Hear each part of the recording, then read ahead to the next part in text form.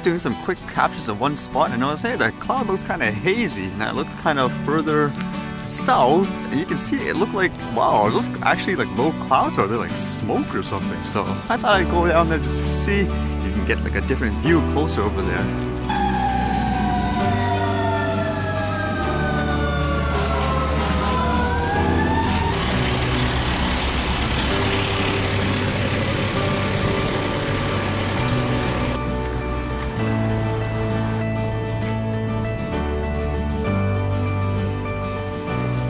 This will be almost the exact clear spot to get the best shot of it. Oh darn, I had to stop because it seemed like it was coming towards this way. Now of course you want to be able to see it now, right? So I gotta go further down now. An unexpected adventure today. See, okay here, probably get the wider perspective of this angle. It was slowly creeping here now too, but at least I got my shots. I got a little bit of battery left. I thought I'd try to save it for maybe when the light dies a little bit more just to get a different kind of effect, but we'll see. So I'll take the time to talk about some stuff that happened today. I actually tried taking the test again just out of curiosity to see if it is randomized and all that, and this time since I know it's ridiculous, it's not related entirely about drones and stuff, I should have been able to do well on it. Unfortunately, when I was trying the test, the site kept going down every single time midway.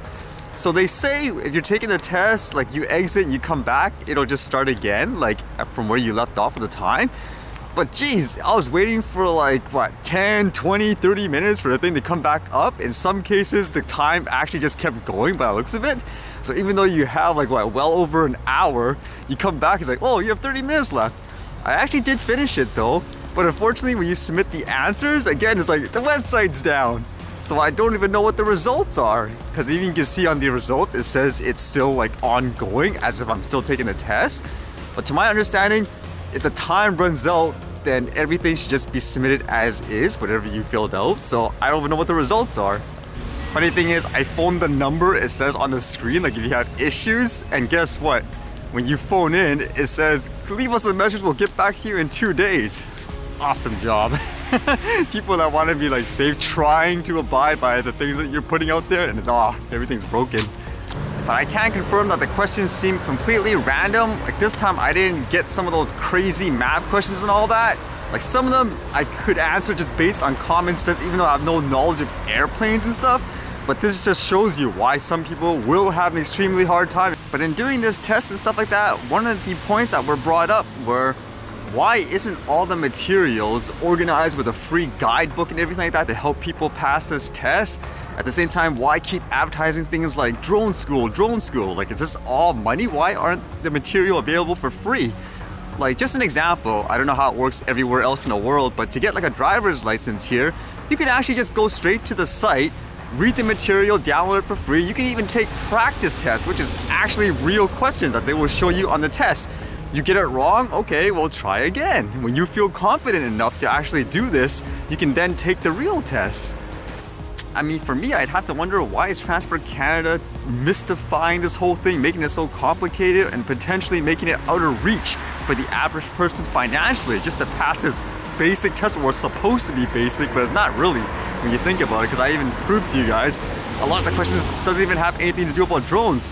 At the same time, in comparison, you can't like talk about the questions or anything like that, like specifically what they are. Why not? Like, what's there to hide? Don't you want people to be educated and want to know the answers, just like these car exams?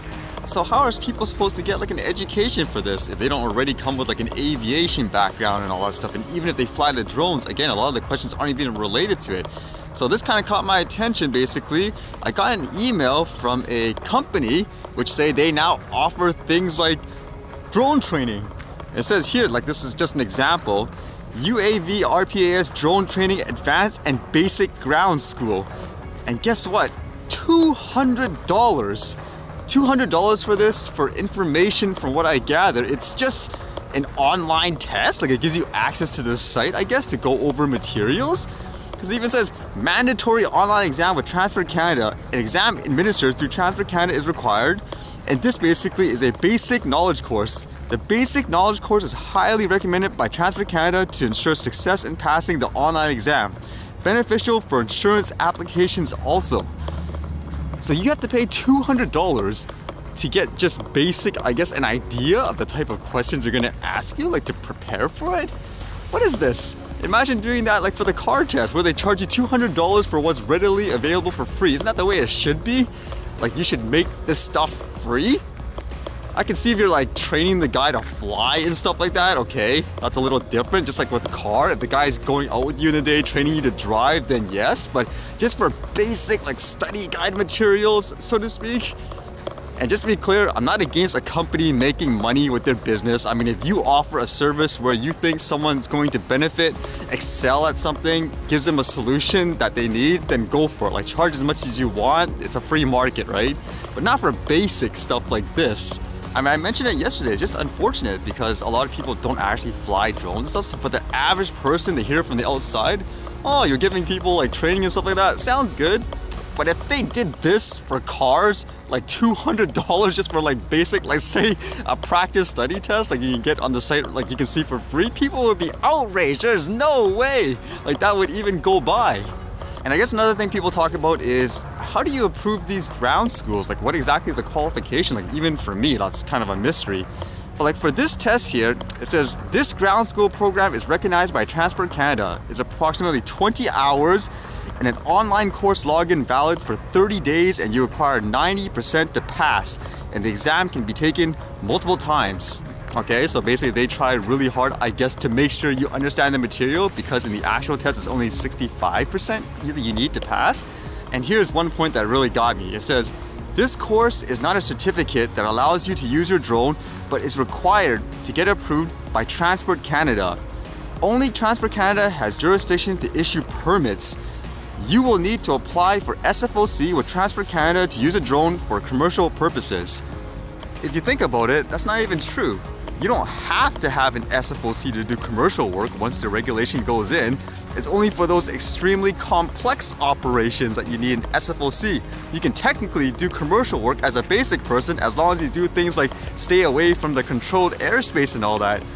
So far for me anyways, again, none of this feels like it makes me a safer flyer. They don't even go through the basics that a person buying out of the box would need. Like I said before, number one thing is teach the person. Like how do I know to find out this is a controlled airspace and this is not? Like that should be one of the first things that you just try to teach people in a really basic way.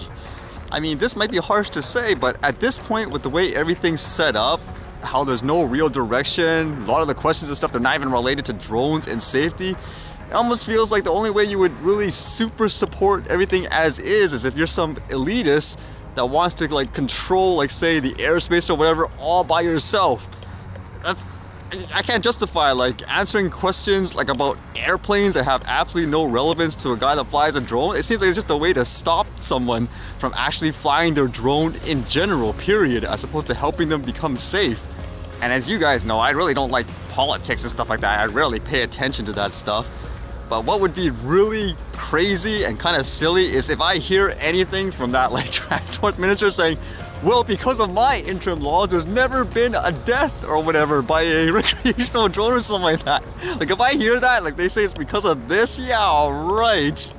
What are the odds of that happening actually? I mean, if I'm not mistaken too, most of these stories last year in terms of deaths and aviations were related to actual airplanes. Like there was one, something to do about like the flight instructor or something like that. Like they crashed, like due to some miscommunication.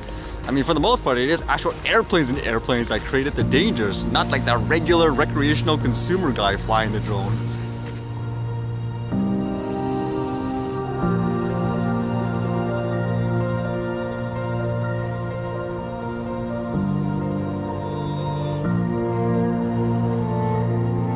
It's minus 26 degrees in the sky, and it says here on the ground it's like minus 0.9.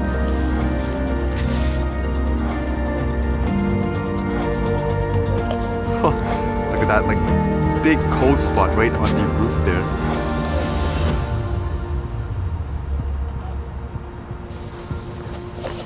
The filters can make it look like it's nighttime, but it's not.